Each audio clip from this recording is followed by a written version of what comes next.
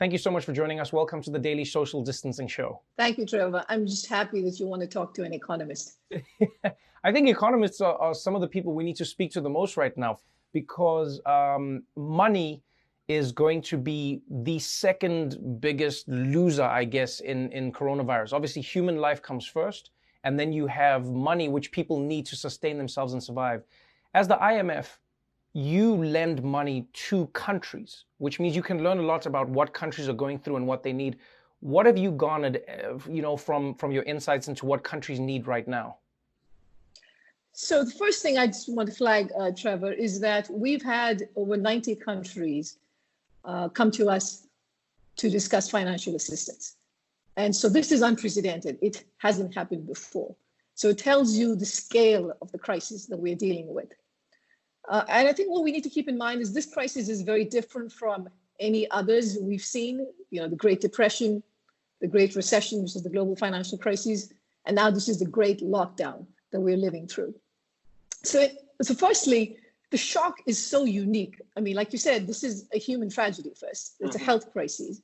So this is not something that we're used to. Second, in terms of helping countries and telling them to think about what comes next, there's so much uncertainty because economic policy is not going to be able to determine the spread of the virus or how intense it's going to be or how many deaths there will be. All of that comes from public health and science.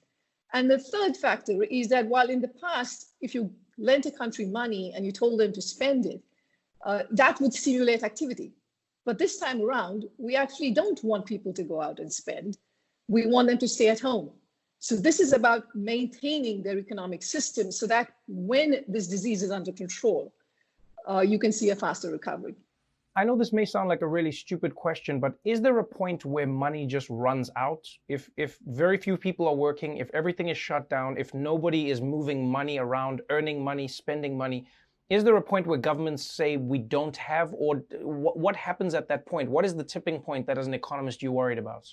So this is a crisis where, given the scale of spending that we're seeing, we're going to see countries running very large fiscal deficits, with their debts to GDP going up quite substantially, with central banks putting in a lot of stimulus.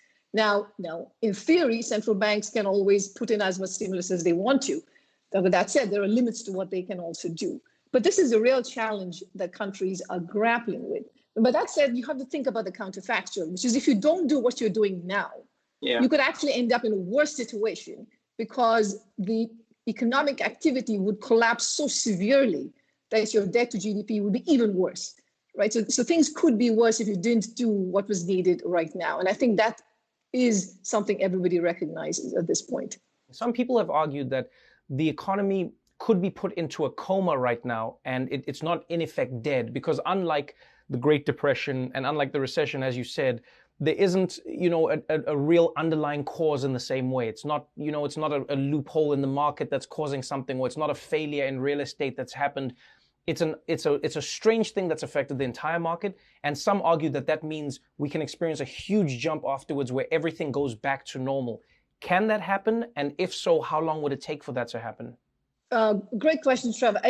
So to answer the question of what comes next, I think besides economists and policymakers, it's going to depend a lot on what health experts tell us, right? Because it's not going to be possible to bring the economy back up to 100% if we don't get this particular virus under containment. So there's that huge piece that's there.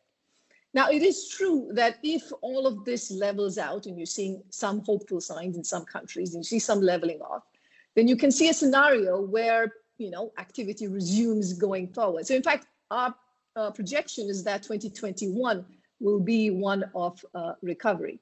But there's so much uncertainty at this point. If the containment measures work, and this is not a very prolonged period, if people can get back to work much more quickly, then we can think about a rebound coming, and the policies that have been put in place, if they're effective, then we can see a rebound happening.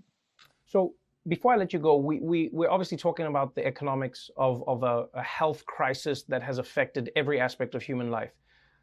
Policymakers, as you've said many times, are going to be instrumental in deciding how governments respond and how nations are, in fact, going to be affected and how their people are affected. What is the advice you've given to leaders out there in how they figure out what to do with their economies?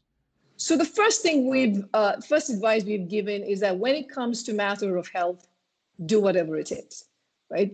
Do the spending that's needed to protect people's lives, to protect medical professionals, first responders, because that is the number one thing that countries need to care about at this time.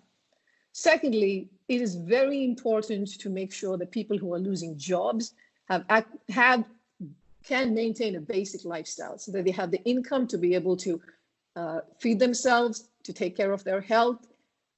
Basic services have to be provided to them. And it's very important to make sure that firms and small and medium enterprises have the resources that are needed so that they can stay alive, so that once we pass this phase, we can see a recovery happening much faster.